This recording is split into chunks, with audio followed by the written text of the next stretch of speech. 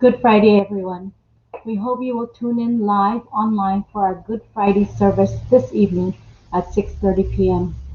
Our Holy Week meditation reading for today is John 18 to 19 up to verse 42. Let's get started.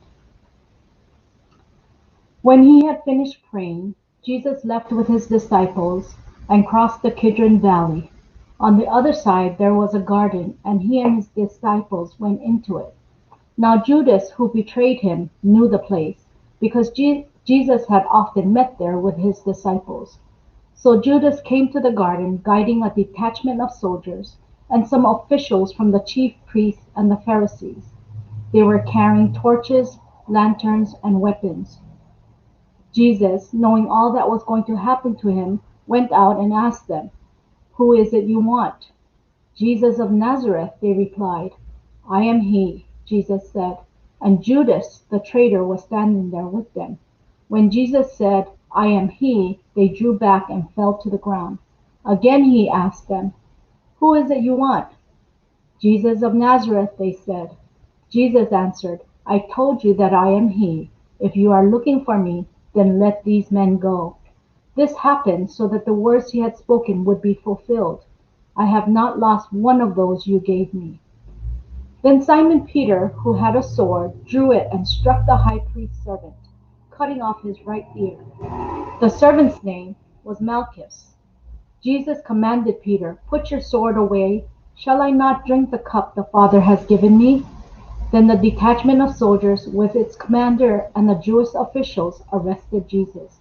They bound him and brought him first to Annas, who was the father-in-law of Caiaphas, the high priest that year. Caiaphas was the one who had advised the Jewish leaders that it would be good if one man died for the people.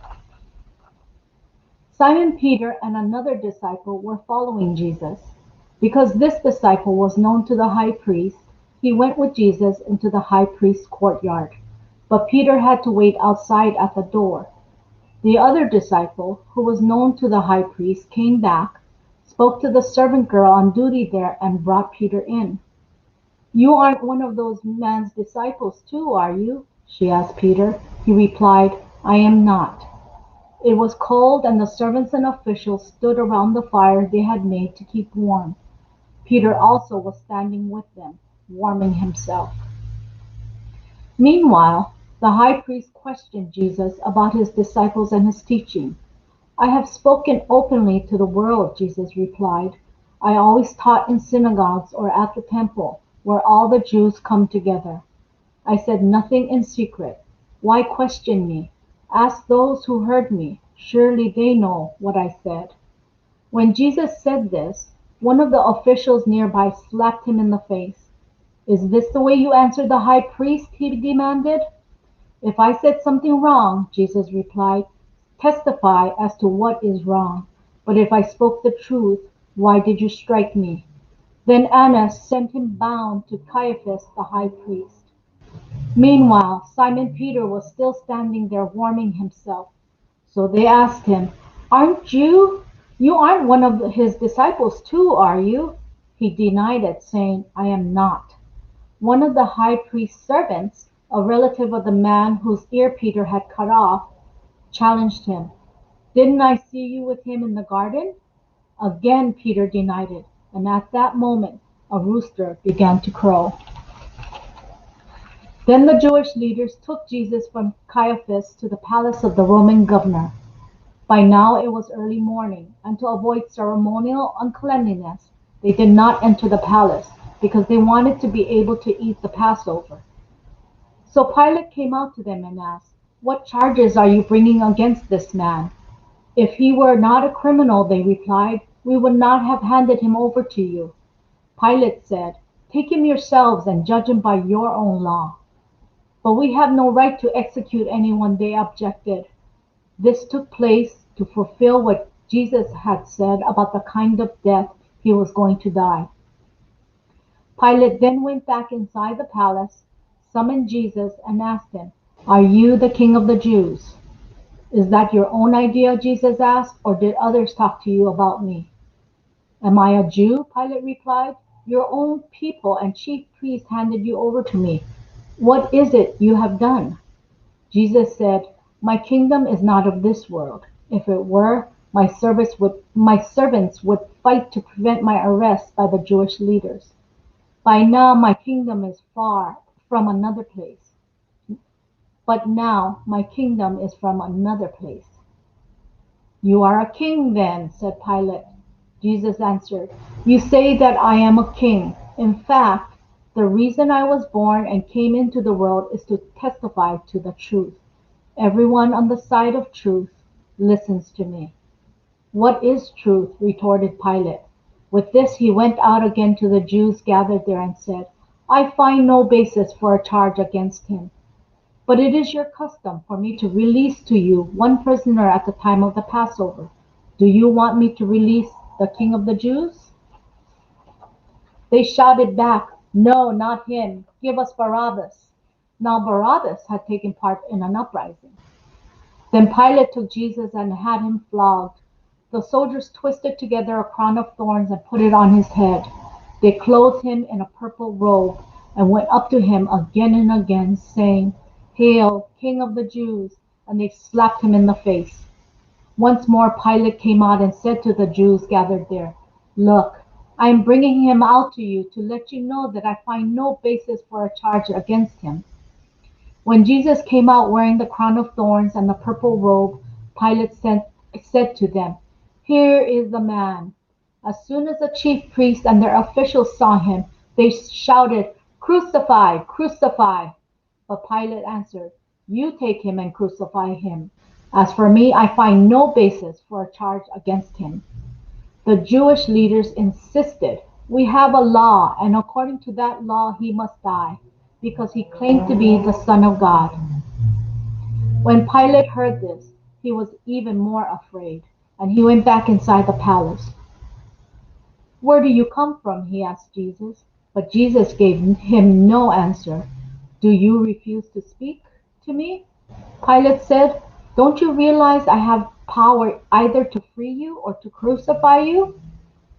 Jesus answered, "You would have no power over me if it were not given to you from above. Therefore, the one who handed me over to you is guilty of a greater sin." From then on, Pilate tried to set Jesus free, but the Jewish leaders kept shouting, "If you let this man go, you are no friend of Caesar. Anyone who claims to be a king opposes Caesar."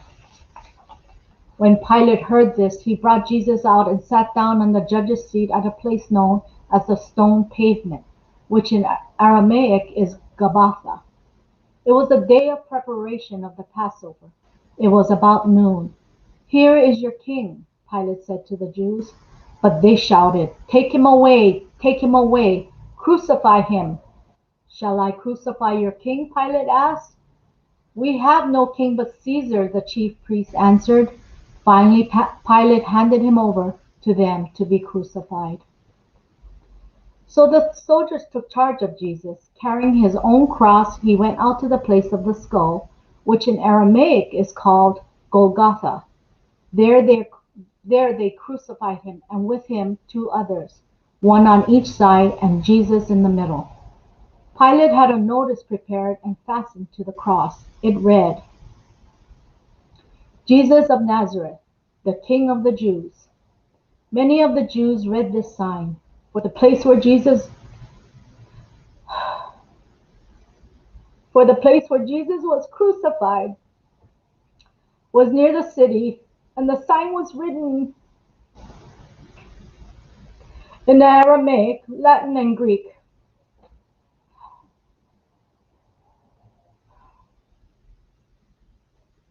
The chief priests of the Jews protested to Pilate, "Do not write the King of the Jews, but that this man claimed to be the King of the Jews." Pilate answered, "What I have written, I have written." When the soldiers crucified Jesus, they took his clothes, dividing them into 4 shares, one for each of them, with the undergarment remaining. This garment was seamless.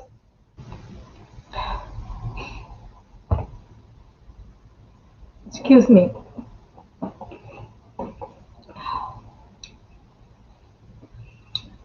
This garment was seamless, woven in one piece from top to bottom.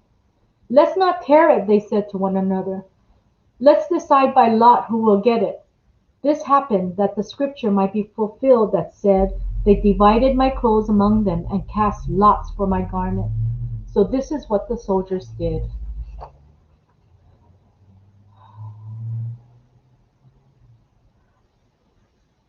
Near the cross of Jesus, Near the cross of Jesus stood his mother's sister, Mary the wife of Clopas, and Mary Magdalene. When Jesus saw his mother there, and the disciple whom he loved standing nearby, he said to her, Woman, here is your son, and to the disciple, Here is your mother. From that time on, this disciple took her into his home. Later, knowing that everything had now been finished, and so that scripture would be fulfilled, Jesus said, I am thirsty. A jar of wine vinegar was there, so they soaked a sponge in it, put the sponge on a stalk of the hyssop plant, and lifted it to Jesus' lips. When he had received the drink, Jesus said, It is finished. With that, he bowed his head and gave up his spirit.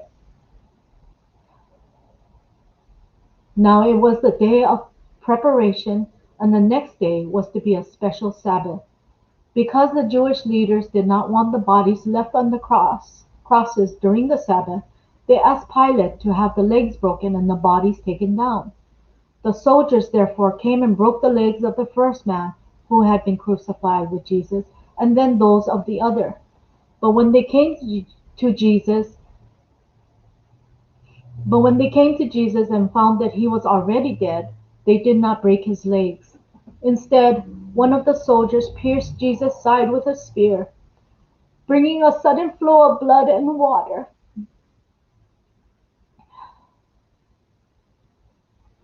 The man who saw it has given testimony, and his testimony is true. He knows that he tells the truth, and he testifies so that you also may believe. These things happened so that the scripture would be fulfilled. Not one of his bones will be broken. And as another scripture says, they will look on the one they have pierced. Later, Joseph of Arimathea asked Pilate for the body of Jesus. Now Joseph was a disciple of Jesus, but secretly because he feared the Jewish leaders. With Pilate's permission, he came and took the body away.